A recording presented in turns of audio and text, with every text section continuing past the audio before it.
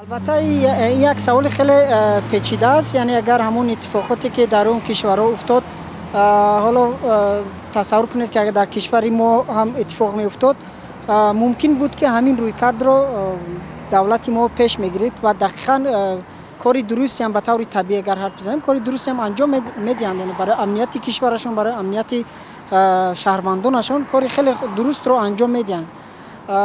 ولی در مورد اینکه اونا چه گزینه‌هایی دارند، این پرسش هم یکم چالش برانگیز است.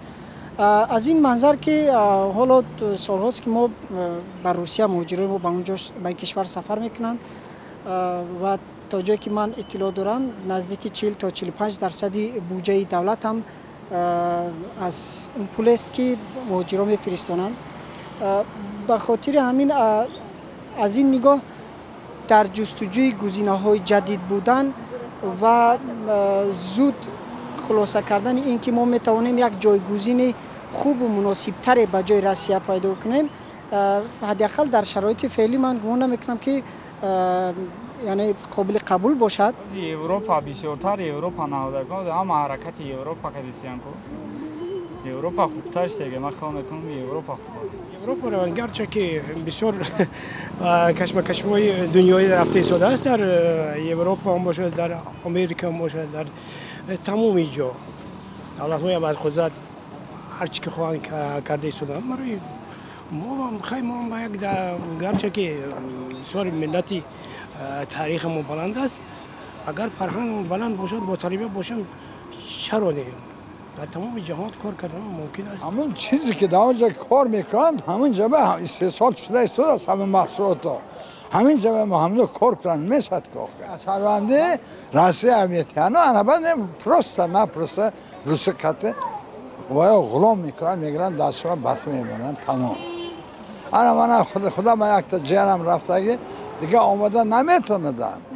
ما آمد به جوابم نمیتن. ویگرازین اون خیلی فلان جواب روید انا هم خیلی شما راست ویگرازین رسید و دوباره سوزیت رسید. همه آدمی کار میکرده که همینجا کار میکنند. Альтернатива ندارن برای که ویا خواهش در اینجا کار بکنن میشوند. Кор бисёрай, просто они не хотят здесь работать, потому они зарубежно работают. Вроде по поводу этого я... Барой кивай, как сказать, зарплаты чуть поменьше зарубежно. По поводу этого.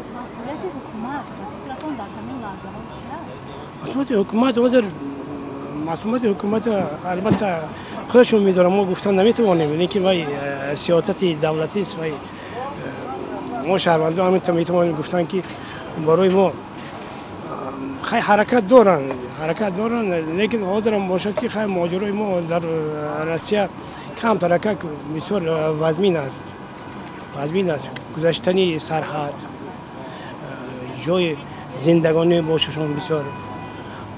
اگر تا زبانی آنها را نقض ندانند، قانون‌های روسیه اگر نقض از خود نکنند، در آنجا کار کردن بسیار مشکل است. برای همین سالهای آخر از سالهای گویم 90 این طرف تا سالهای 2020 هم گویم اگر خطا نمیکنیم تربیه ما بسیار چی شدگی بود، استشدگی بود. تربیه گویم که خاندانم تربیه مکتبی هم خیلی حاضر نظر به پیشتر حاضر 10 ساله آخر کم ترکک بهتر است.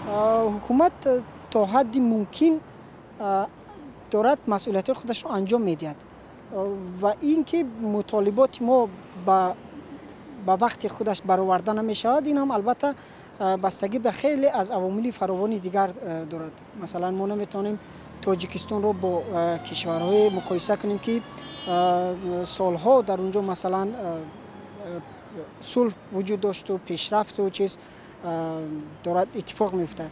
بنابراین ما تازه به استقلال رسیدیم. از این لحاظ فکر میکنم که مسئولیت تا حدی ممکن آنچه در توانش است برای بهبود شرایط مسئولیتش رو انجام میده.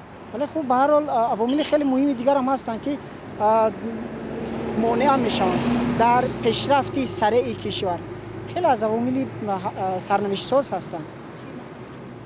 خوب مثلا از منظر گیوپولیتیکی به نگاه من کشور تاجیکستان در یک منطقه قرار دارد که نمیتواند به اون پیشرفت‌های لازم سریع دست یابد. عوامل خیلی مهمی بین المللی هستند که شاید ما رو از پیشرفت سریع باز دارند.